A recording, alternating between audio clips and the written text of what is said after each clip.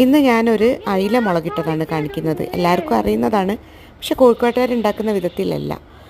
ഞാൻ ഉലുവ വെളിച്ചെണ്ണയിലിട്ട് പൊട്ടിച്ച് ഇഞ്ചി, വെളുത്തുള്ളി, പച്ചമുളക്, ഉള്ളി, തക്കാളി, കരിവേപ്പില എല്ലാം കൂടെ വഴറ്റി ഒരു 4 സ്പൂണ് മുളക് പൊടിയും കുറച്ച് മഞ്ഞൾപ്പൊടി, അതിവിടെ കാണിക്കാൻ വിട്ടുപോയതാണ്, പിന്നെ കുറച്ച് 1 സ്പൂൺ മല്ലിപ്പൊടി എല്ലാം കൂടെ ഇട്ടിട്ടൊന്ന് വഴറ്റി കൊടുക്കുക. പിന്നെ കുറച്ച് പുളി പിഴിഞ്ഞൊഴിച്ചതും ഒരു കഷ്ണം കുടപ്പുളി ഞാൻ സ്ഥിരം മീൻകറിയിൽ ഇടാറുണ്ട്. പിന്നെ കല്ലുപ്പാണ് ഞാൻ ഉപയോഗിക്കാറ്. ആവശ്യത്തിന് ഉപ്പും കുറച്ച് വെള്ളവും ഒഴിച്ചിട്ട് തിളച്ച് വരുമ്പോൾ മുറിച്ച് വെച്ച മീനും ഇട്ട് വീണ്ടും തിളപ്പിച്ച്, മല്ലിയില ഞാൻ ലാസ്റ്റാണ് ഇടാറ്, അതും ഇട്ട്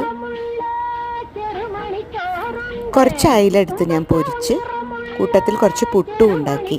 നല്ല കോമ്പിനേഷനായിരുന്നു കഴിക്കാൻ.